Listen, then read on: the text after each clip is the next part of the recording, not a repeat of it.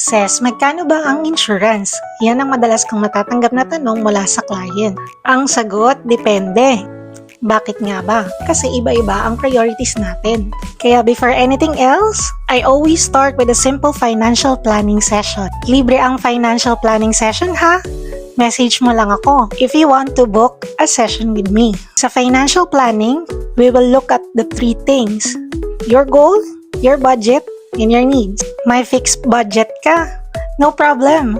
I'll help you start with a plan that fits your current financial capacity. Yes, it may not cover everything yet, but at least may insurance protection ka na.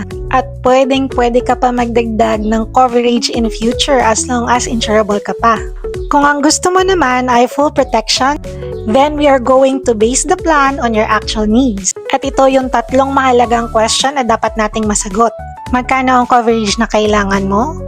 Kailan ito kakailanganin ng iyong pamilya? At pangatlo, ano ang pinaka-practical for you right now? Always remember that an insurance is never a one-size-fits-all. Ang importante, you start now.